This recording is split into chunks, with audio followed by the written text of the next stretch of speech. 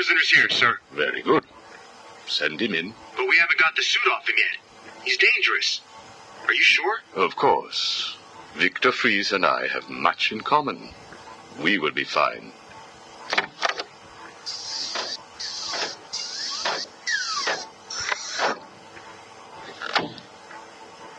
Welcome to my facility. Please, take a seat. I prefer to stand. Why am I here? Oh, Victor, there will be plenty of time for that later. Right now, I wish to get to know you. Discover how you came to have such a frosty outlook on life. I have nothing to say to you.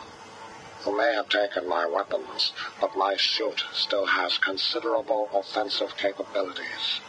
I will freeze the marrow in your legs. Each bone will shatter and fracture while you remain completely aware of your impending paralysis, begging me to end you.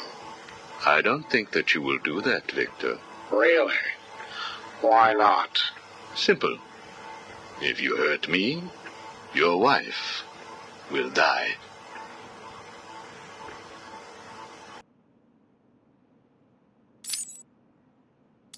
Where is she? Where is my wife? Nora is in safe hands. Now, let's discuss an incident from your childhood. No. Then this is over. Guard. Wait. What do you wish to learn? Your early years were troubled. I was not a sociable child, but that is all. Even your parents disowned you. They sent you away to a reform school, correct? They did not understand my work. Your work? According to a police report, you froze over a dozen of your neighbor's pets. I have always had an interest in cryonic preservation. I didn't understand why my parents allowed our sick pets to die instead of attempting to save them. So I set about finding my own way. I intended to revive all of those creatures. But you didn't. Which brings us to Nora.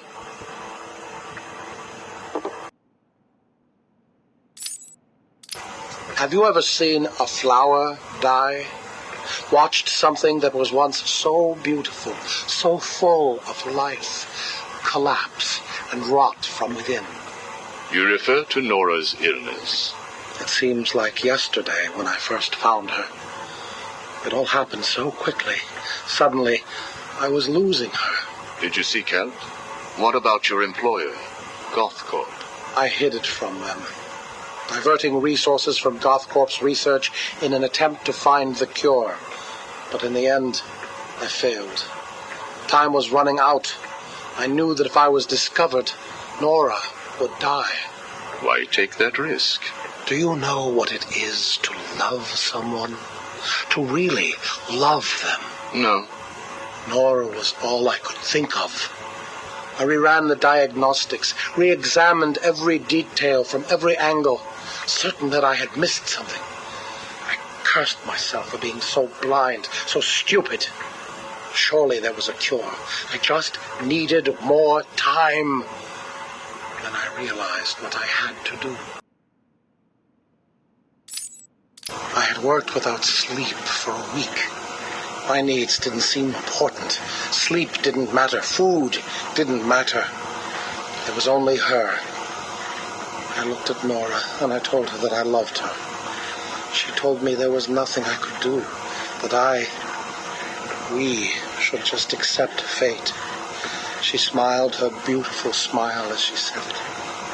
I promised to cure her, and then I pressed the button.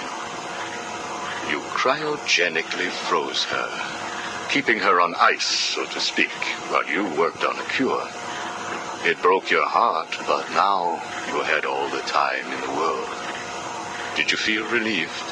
I went home and fell into a deep sleep. For the first time since we discovered Nora's illness, I dared to dream. But for weeks I had ignored my superior's attempts to contact me. The next morning I overslept. By the time I got to the lab, Ferris Boyle The CEO was there waiting. What did he do? He accused me of industrial espionage, which I denied. But then his guards found Nora. Boyle told me that, like all of my research, she belonged to him. I was enraged. I attacked him. His guards beat me back, and in the struggle, I was drenched by the cryogenic chemical I had created. I lay on the floor, helpless, watching the guards steal Nora away. Boyle told me it was a tragedy for such a promising mind to perish in a lab accident. Then he left me to die. But you survived. The chemicals were absorbed into my body and transformed my metabolism. My body went numb. I felt a strange tingling, then searing pain all over. Each breath ignited my lungs.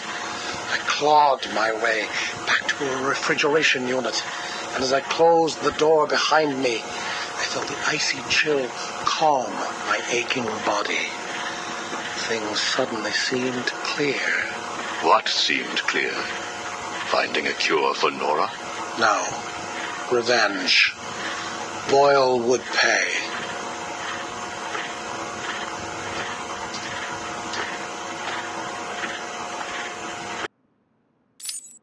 You failed to kill Ferris Boyle, though, didn't you? Yes. Why? You know why. Batman.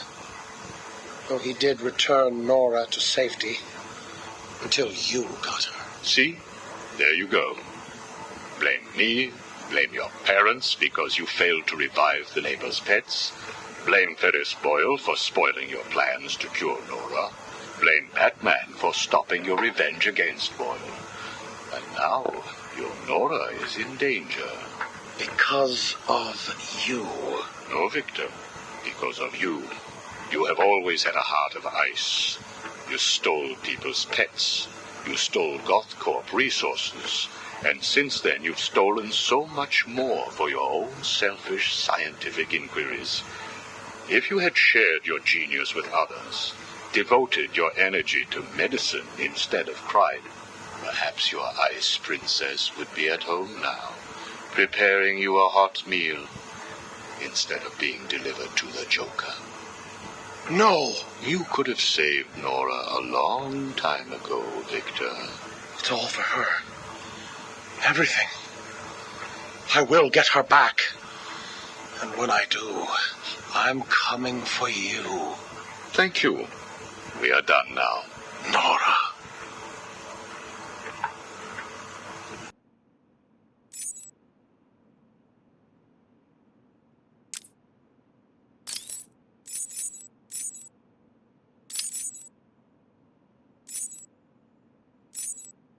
I'm only doing this as a courtesy, Strange.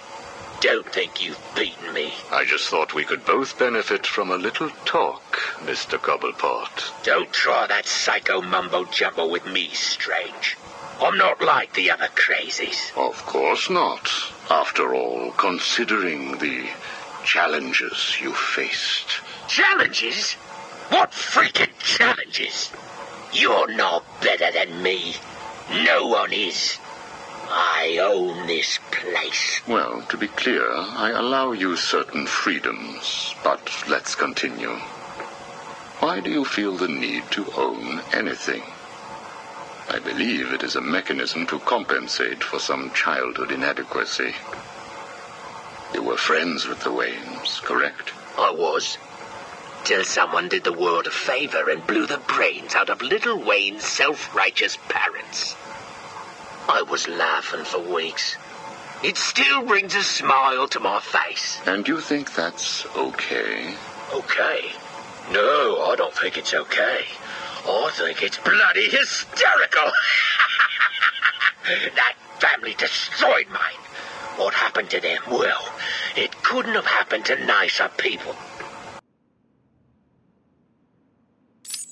Take a seat, Mr. Cobblepot. What is it now, Strange? I wanted to talk about your apparent hatred of the Waynes. Your outburst last time was most interesting. Oh, it's simple, really. I don't like this sniveling little bastard. Look at him. all high and mighty because someone killed Mummy and Daddy. Most people look upon him with sympathy. No, they don't. They're jealous. Jealous of his money, his cars, his women. He lost the sympathy vote when he vanished for all those years. I can't tell you how much I hoped he was visiting his dear Mum and Dad. Where do you suppose he went?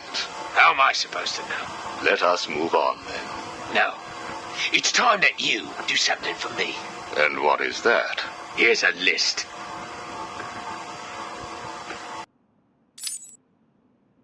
Told you, Strange. No more little questions until you give me what I want. Take a look, Mr. Cobblepot.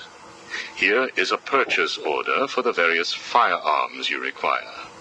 I must say, you chose an exotic selection. I only take the best. A wise strategy. So what's yours? Excuse me? What are you up to? Why would you give me of all people, guns, explosives, all this stuff? Arkham City is an experiment, Mr. Cobblepot. A new way of thinking.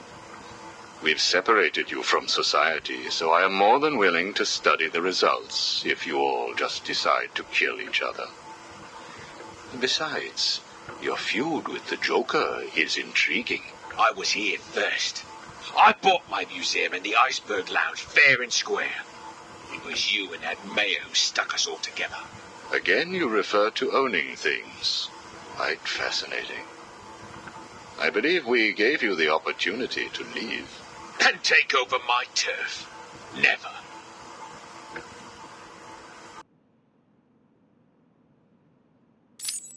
Good evening, Mr. Cobblepot. I trust you received the second delivery. Yeah, I did. I don't know what you did to those dribbling monkeys, Strange, but they were perfect. I'm glad. It appears that we can both help each other. If you say so. I suppose it doesn't hurt that by the time I'm done with them, they're usually in too many pieces for anyone to know what you're really getting up to in those rooms of yours. I have no idea what you are talking about. Of course not.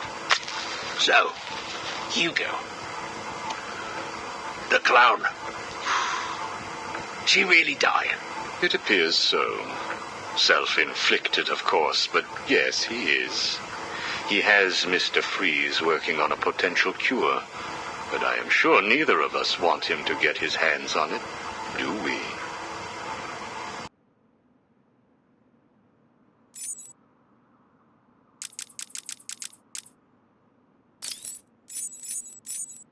How does it feel, Wayne, to stand on the very stones that ran with your parents' blood? Do you feel sad, full of rage? Or does that outfit help bury your feelings, hiding your true self? Oh, you are a truly extraordinary specimen. I look forward to breaking you.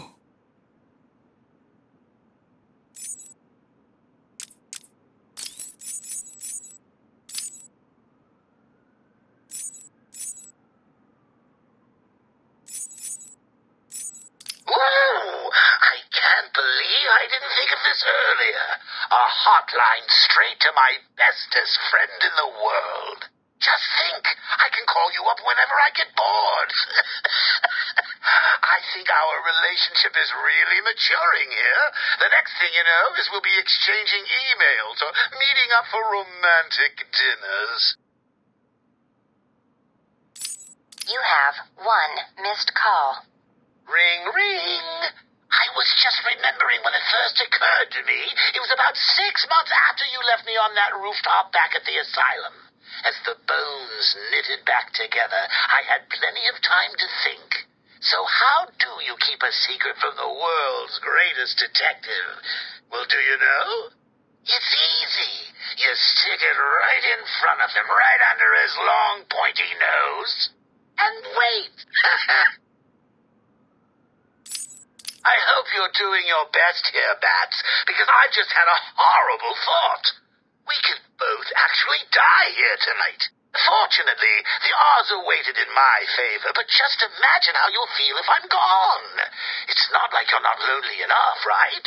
All that brooding is not good for you, you know. Do you have someone to go home to each morning? And I don't mean that kid you drag across the rooftops. I mean someone real, someone you can talk to. I don't think you do. It's sad, isn't it? You do all this for Gotham, and the only person you can rely on is me. You have 1 missed call.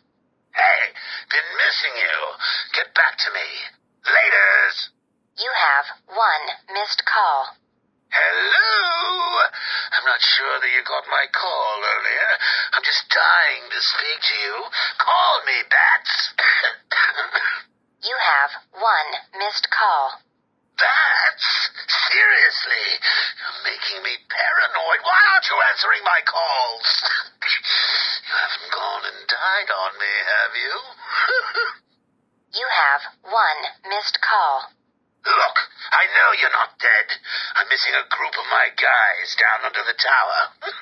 Guess that means you know about the guns already.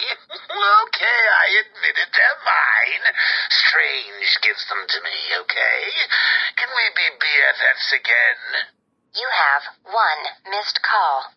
Maybe it wasn't you that took out my guys. All right, then. The message I left before, you know, the one I left about the guns, you can ignore it. Just delete it. You have 1 missed call. Right. This is getting ridiculous. I've been leaving messages all night and you still haven't got back to me. Who do I need to kill to make you pick up? You have 1 missed call. And last, hey, Bats, where you been? I was just calling to find out how you're feeling. Are you getting the hallucinations yet? I know. It's hard to tell these days. You just never can tell if it's Scarecrow again, that little guy with the hat, my blood running through your veins, or if after all this time you really are actually going crazy. You have 1 missed call. Hey, Bats, are you okay? I'm sorry I had Harley steal your cure. You were so busy with Freeze that she didn't even have time to ask. But don't worry, as soon as that little minx is back here and I've had my share, I'll save some for you. You'll have to work for it, but it will be right here waiting for you. You probably won't believe this, but I don't really think I can sit back and watch you die. It's selfish, really, but we need each other. Life would be so boring without you. Who would I talk to? Who would really understand me? Hello? Anyone in there? No sense of humor. Ah, the strong and silent type, eh? Think you're safe behind that mask? Give me 20 minutes and a can opener, and I'll have you whimpering like a schoolgirl. You might like it. That's enough, patient. Guard, leave us. Yes, sir. Good afternoon. My name is Professor Hugo Strange. And you are? Two-Face. Catwoman. Batman. We can play these games as long as you like. Great. I love games. Not in my facility, you won't. I'm offering you this opportunity to make a deal. I am fully aware of your condition. The last thing you have is time. But I can make your final days more comfortable. And in return, I'd be giving you... I wish to study you. I need to know why you are the way you are. I don't have long, Doc. You're going to need more than some psycho mumbo-jumbo to get to the bottom of what's wrong with me. Oh, I have more than that. Much more. So, do we have a deal? How are you feeling today? You promised me another doctor, Strange. Maybe you shouldn't have killed the one I sent last week. What made you do it? Fish gotta swim, birds gotta fly. Besides, it was worth it to see the look on her face. Hey, you know what? I think I've got a piece of it here in my pocket. You are trying my patience. That was the third doctor you've killed. Well, keep on sending them, Doc. I'm trying to break my record. I think it is time for you to do something for me. Name it, Doc. Tell me how you came to be. Explain what made you what you are today. How you come to be sitting across the table from me, dying. Is that all? Well, I guess you could say I once had a very bad day. Really? Go on. It was a Thursday night. Things had been getting worse. I was 3 days from the bank foreclosing on my home. The chemical plant I worked nights at was about to lay off half the workforce. And I was sitting in the hospital, holding the hand of my pregnant wife, wishing to God that she wasn't dead. That must have been upsetting for you. Probably was. Back then, though, all I knew was that if I didn't let old man Falcone's men into the plant that night, they'd have killed me too. So here's the thing. I had to decide. Could I live without her? Was there any point going on? I've got to admit it. I was scared. Not of being dead, you understand. No one would blame you if you were. It is perfectly common. Do I look common? No, I was scared of the part just before you die, when you don't know what is about to happen, when you're desperately clutching at life and trying to hold on with slippery, blood-covered hands. So I made a decision right there. And what was that? That is a story for another day, Strange. I think I may need to see a doctor. Get me one. You were telling me about the night your wife died. Oh, no, Hugo. As I recall, I was waiting for you to send me another doctor. We both know I have sent you 3 more doctors. Did you? Yes. One was left dismembered outside the elevator to my office. The other 2 have not been seen since they were sent to you. How careless. Listen, Doc. Professor. Okay, Professor. I'll give you a little more. I just hope you're taking notes. It's the day after, and I'm standing in the freezing rain, just staring at the chemical plant, feeling numb. Jeannie was dead. It didn't seem real. I can remember the day I first met her. Her infectious smile as I told her bad joke after bad joke. How, even after living with the pathetic wretch I was, she still wanted my child. And then they arrived. Reality's way of yanking me another wedgie. Falcone's men told me to cheer up. He said things could be worse. I asked him how. He grabbed me by the collar, pulled me close. He'd been eating garlic, and each word stank as he threatened to perform oral surgery on me with a nail and a brick. A creative guy. They hand me a box. I remember thinking it was heavy. Was it a bomb? A gun? I'd never used a gun before. Were they that heavy? And what was in the box? How's that doctor coming along? I'll get you one. And when you do, I'll tell you the rest.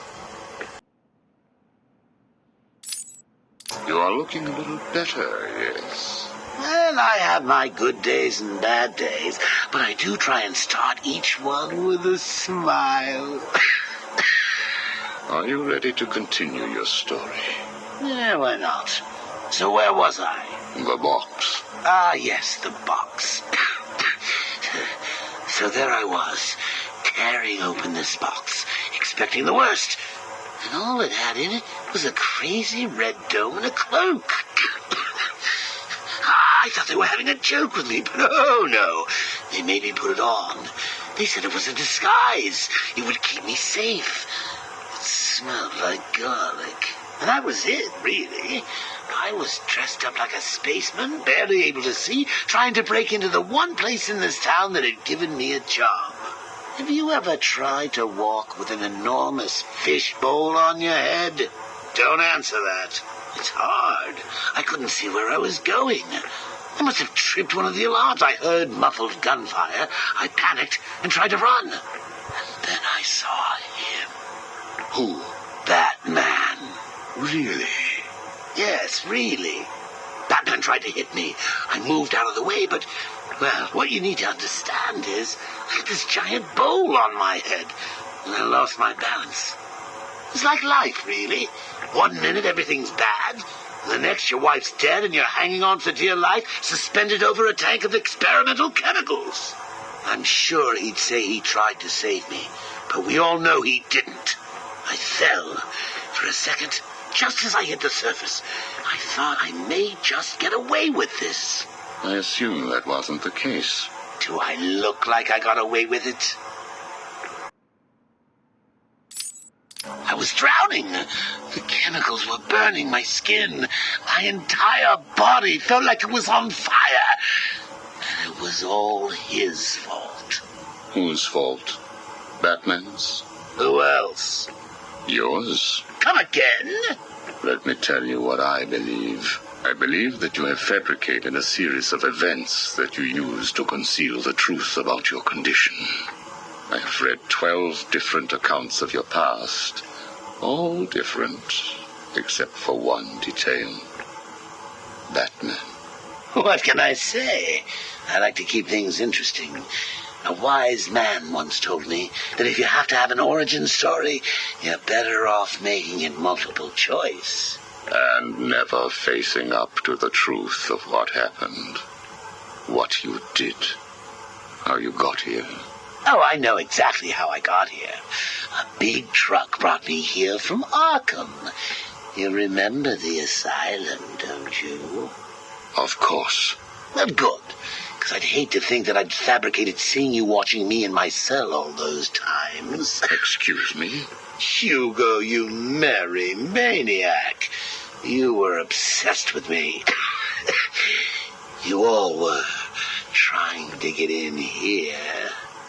Next thing you'll tell me it wasn't you who sent old Sharpie over the edge. Nice work, by the way. Thank you. So here's the thing.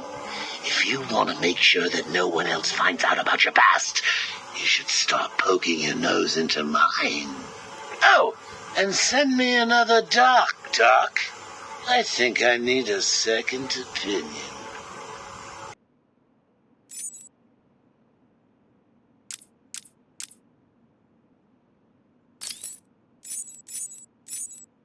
Sit down, Mr. Dent. It is Mr. Dent I am talking to, right? Use a real name. Two-Face, if you wish. Please, sit. What is it, Strange? Not happy just arresting us, throwing us in this place? I wish to understand you. I have read the reports, seen the footage, and now I want to hear your side of the story. We'll see. I assume that you feel the need to toss your coin in order to decide whether to answer my questions. You ready to find out? Well? Came up bad. Sorry. Not a problem.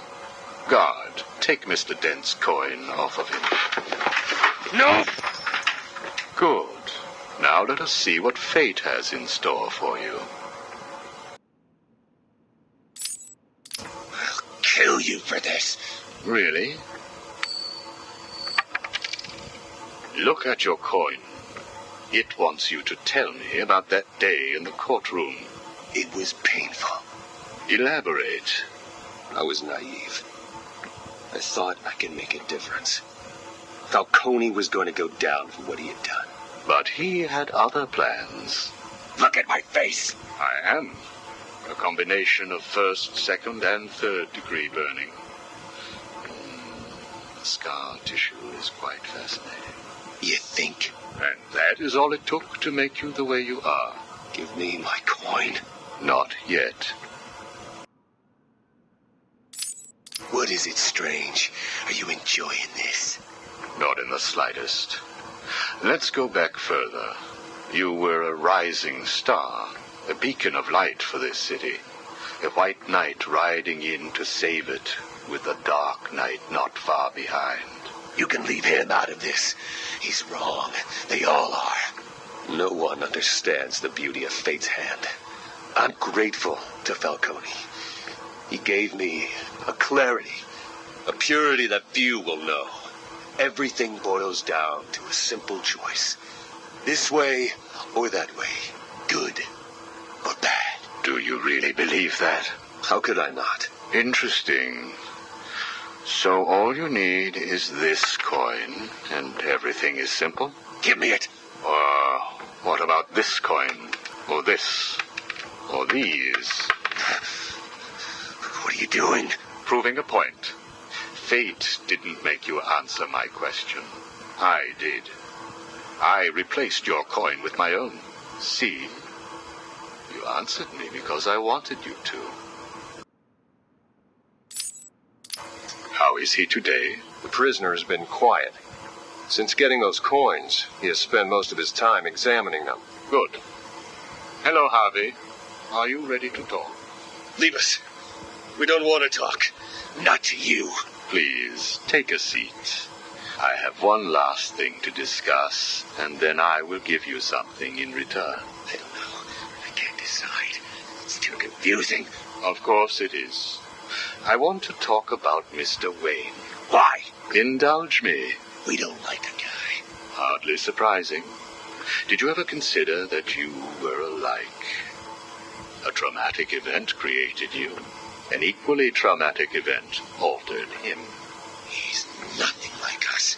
There's no risk, no danger. It's just money and girls. We should kill him. Maybe you should.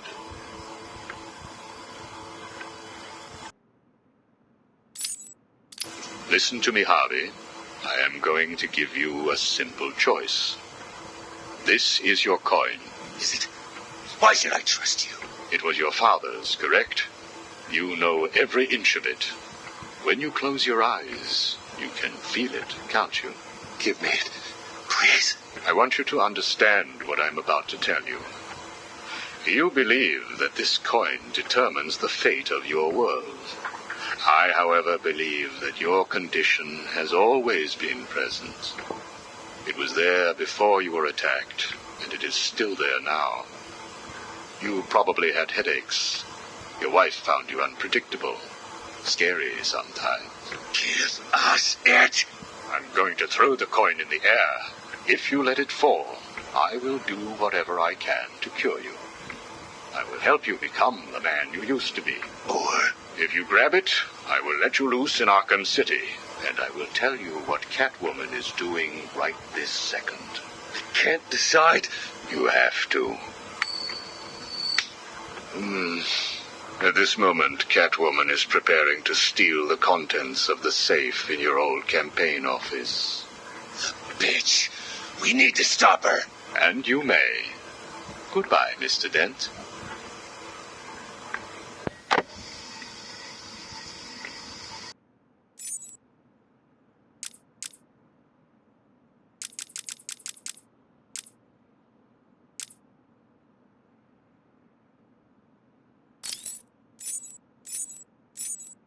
Do not fret, Mr. Mayor. Everything is under control, I promise you. It's not that I don't trust you, Hugo.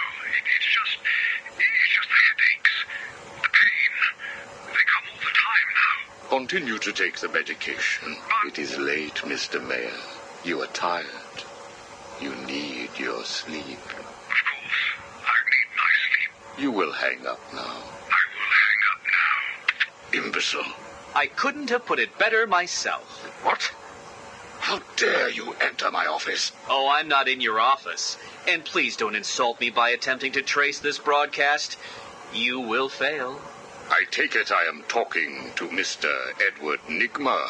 Do you know of any other inmate in your twisted little penitentiary who is ingenious enough to arrange this little chat? Narcissism, a compulsive desire to prove his intellect, and a predilection for riddles.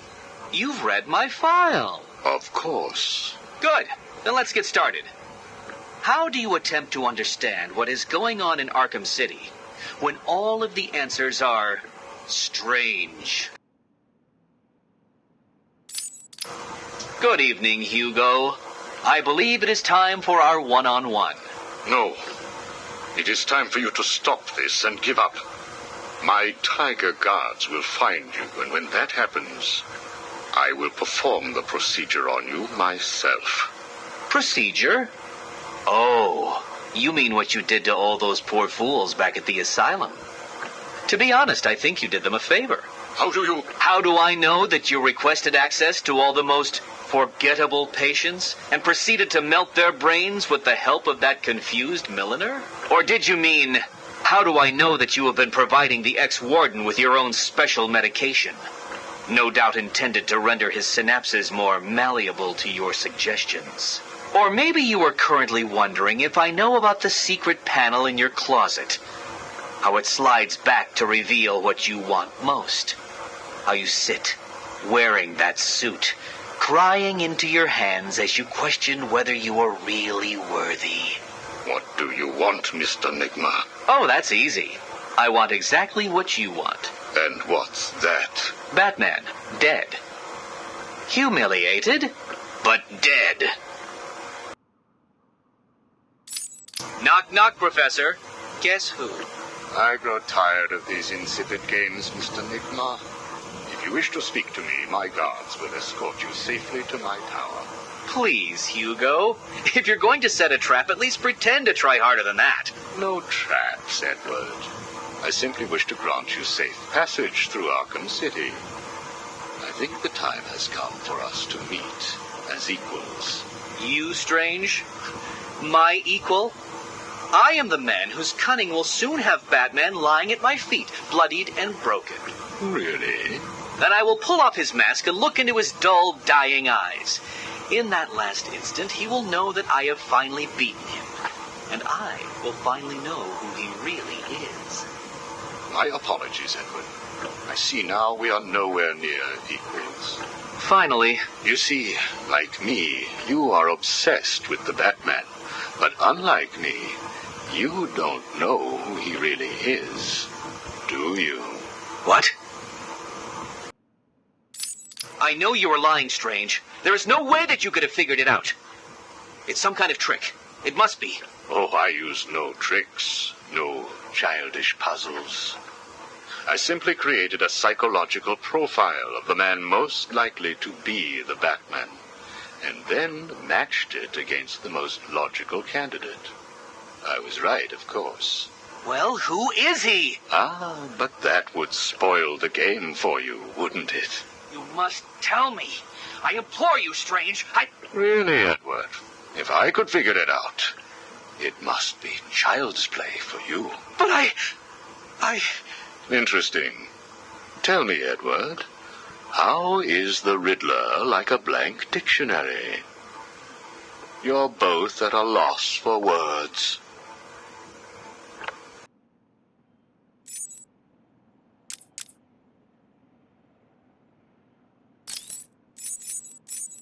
We found the prisoner attempting to break into your office, sir. I see. Leave us. Yes, sir. Well, well, as I live and breathe, Professor Hugo Strange. Your posters really don't do you justice. You really are far more evil-looking in real life. Charmed. Tell me, what do you plan to do, Miss Kyle? I assume that you were attempting to break into my office in order to retrieve your ill-gotten gains. You stole them from me. Hardly. The items were confiscated upon your arrest. Yeah, about that. This holiday camp of yours is quaint and all, Hugo, but I don't think I'll be staying too long. Escape is impossible. A girl loves a challenge. So do I.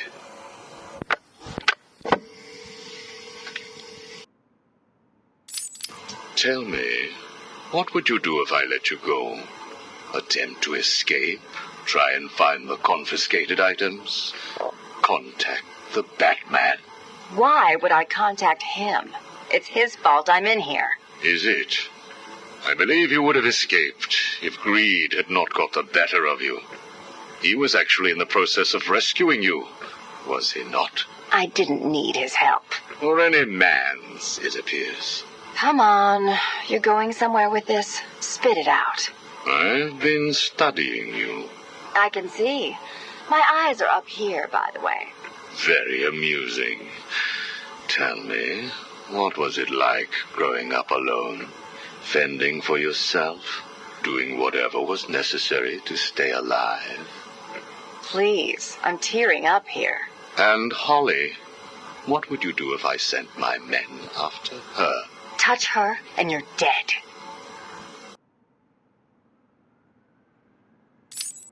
Have you calmed down yet? Where is she? That depends on your next answer. If you could save one person tonight, who would it be? Holly? Or the Batman? He can look after himself. Good. Holly is safe for now. Let us talk about Batman. What do you think I can tell you that you don't already know? You've been sending your goons after him for months. He said you were studying him. So you speak. Good. You never knew your father, correct? Enough, Strange. This is over. If you say so. Captain, do you have the girl in your sights? Yes, sir. Kill her. No! Are you prepared to talk? I thought so. Keep the girl targeted, Captain. You bastard. Shall we continue? Your father. Did you ever meet him? Never knew the son of a bitch. Unfortunate. He certainly seems to have made an impact on you. The distrust of men, for example. Your relationship with Batman, would you call it close? Me and the brooding one get along just fine. But you want more. But you can't trust men, can you? What? Look, he's spoken for. He must be. How else could he resist all this? You're both very similar, aren't you? A shared disregard for the law, a belief that you are doing the right thing, and a similar taste in attire. But beneath the surface, there is a weakness. Like hell. You both risk everything for a chance at redemption. You tell yourself it's to help her. He does the same for the boy. It's all just to make his life more complete, to become the father he never knew. You don't know anything about him. And neither do you. He hasn't confided in you because he doesn't trust you. And it hurts, doesn't it? I touched a raw nerve, didn't I? Are you still here? You're hurt because he knows who you are, but you don't know anything about him. Do you love him? No! Holly is safe. I have little interest in the life of a teenage delinquent, unless, of course, she finds herself in my facility. What was all this about, Strange? Do you enjoy making people beg? Not at all. I am only interested in what makes people do what they do. Soon you will not have to worry about the Batman. Steal what you like, do what you must, in a futile attempt to steal his heart. You will fail. You sound pretty sure of yourself. Plans are afoot, Miss Kyle. Soon you may wish to reevaluate your admiration for him. I will be the one standing over his body, and the world will know that Hugo Strange is better than him. Yeah, whatever. Two-Face has placed what you are looking for in his safe in his old campaign office. He is someone else who cannot let go of his past. I hope that the contents of that safe make you happy.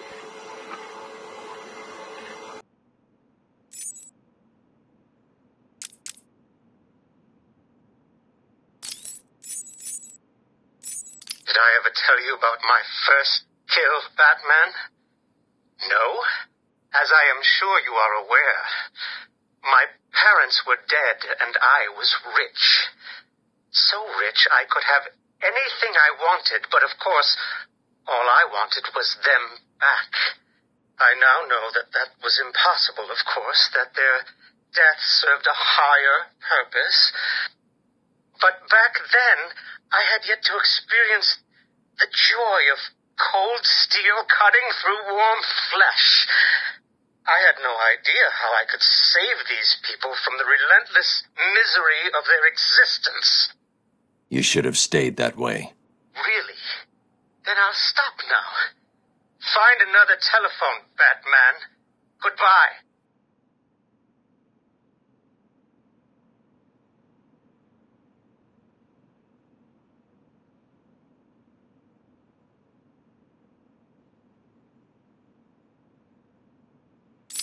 You made it. I think I will continue my story. I feel the need to talk, to confess maybe. I was rich and alone, but not for long, of course. I took to gambling, or maybe it took to me. If only I had been good at it. I may not be where I am today. As my life spiraled out of control, I desperately formed a plan to win back my parents' money and be happy again. It didn't work, of course. Plans like that never do. But as I stood outside the Iceberg Lounge on that hot summer night, I remember feeling something. Hope, maybe. The Iceberg Lounge was crawling with the disgusting flesh of humanity. You could find anything there. If you had the money, of course. At the beginning, I seemed to be winning. The cards all went my way, and I found myself at the owner's table. For some reason, I thought I would win, that he would play fair. I looked around the table.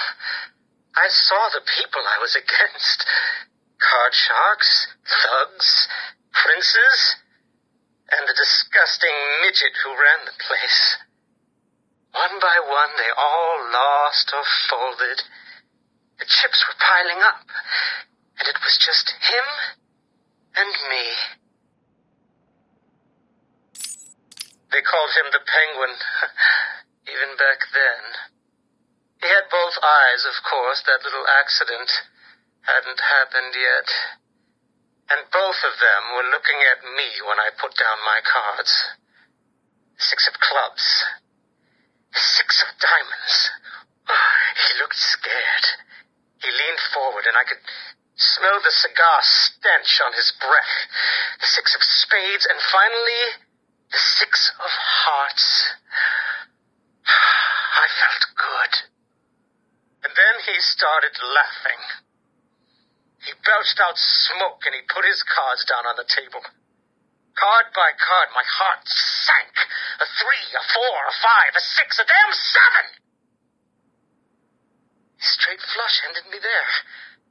I was lost and thrown out into the city to die, penniless. Can you imagine what it was like, Batman? I was numb.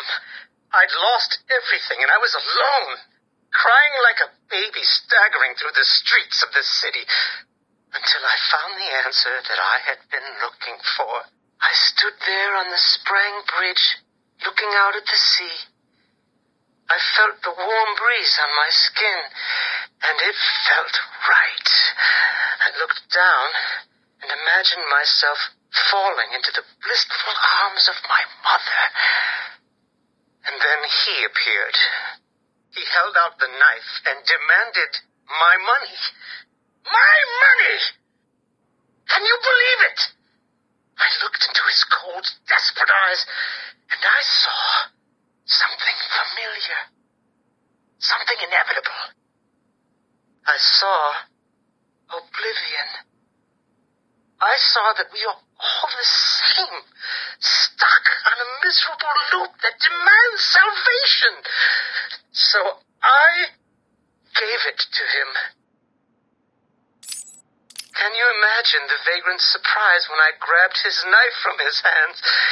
It was instinctive. It was beautiful. In one movement, I sliced out his throat and gave him the gift of salvation. It happened so fast, but I felt every joyous sensation. The blood sprayed over my face, and I saw what little life was left in his eyes leave. But then it was over. I felt lost. Like it had been meaningless, that no one would acknowledge my sacrifice. And then it happened. Without realizing what I was doing, I plunged the knife into my forearm and cut deep. It was incredible. I felt my body elevate to a higher place. It had become a temple to my work.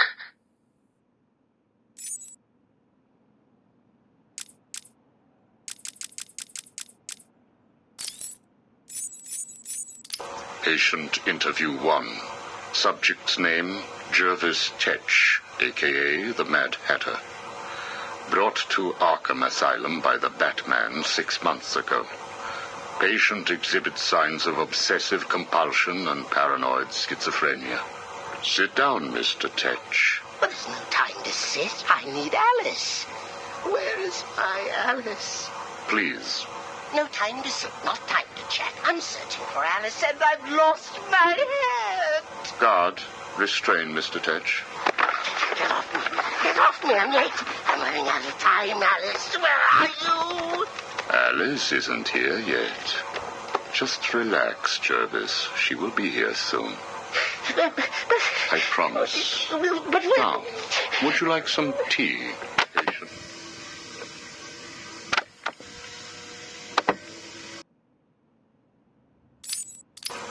Is Alice here yet? No, I'm afraid not. Let us talk while we wait. You and I have much in common, Jervis. Really? Do you know Alice too? Unfortunately not. You and I both share an interest in the mind, do we not? I studied your papers, Jervis. You are quite brilliant. Truly an extraordinary mind. Oh, it doesn't matter. It's all just chemicals and synapses and rabbits and... Oh, where is Alice? You need to focus. Think about your work for a minute. You theorize that there is no such thing as free will, that you can change a man's allegiances, his motives, emotions, all of what we believe makes a man with chemicals. Your formula was really quite brilliant. That's why I used it.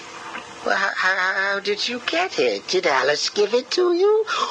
Wicked girl. Nasty little thing. Is she here yet? Soon, Jervis, soon. She... Oh, you told me that Alice would be here. She is, Jervis. She's right here. Alice? Alice, come out. Don't pout. Don't make me shout. Alice, come out. Where are you?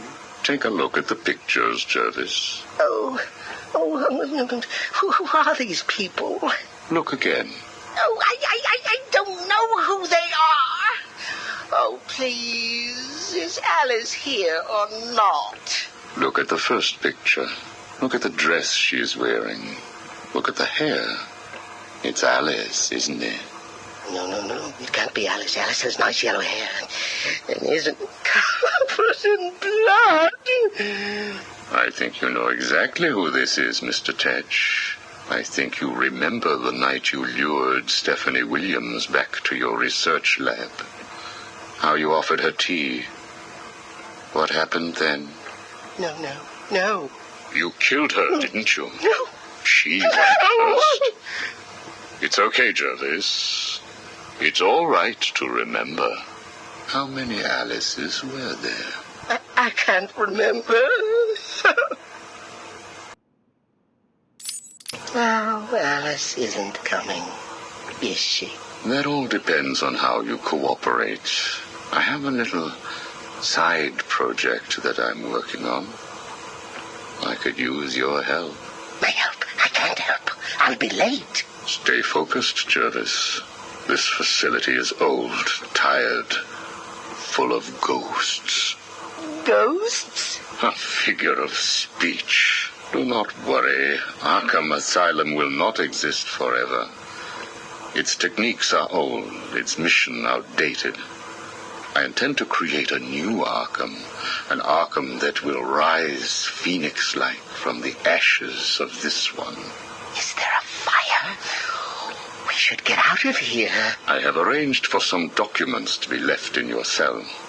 They outline a technique I propose to control the mind of, shall we just say, weaker souls.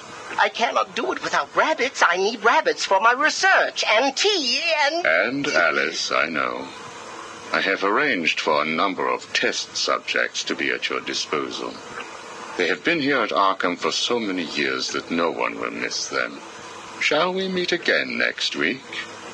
Oh, and I took the liberty of having your hats returned.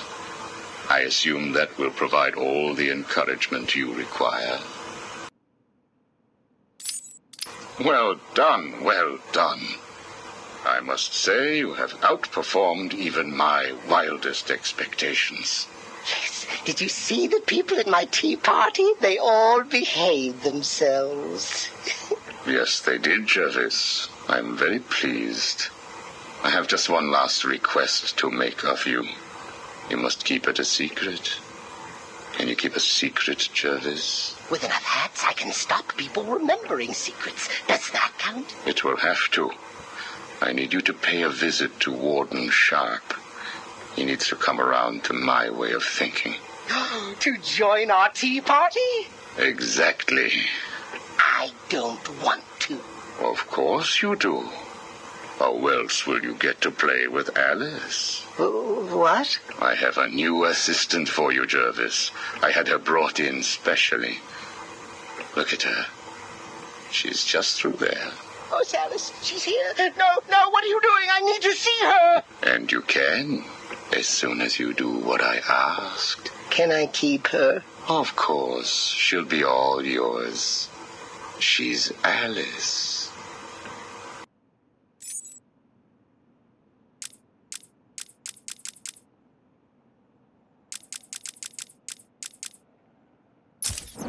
What's wrong with the Riddler freak? Hasn't he got better things to do than just leave green question marks all over Arkham City?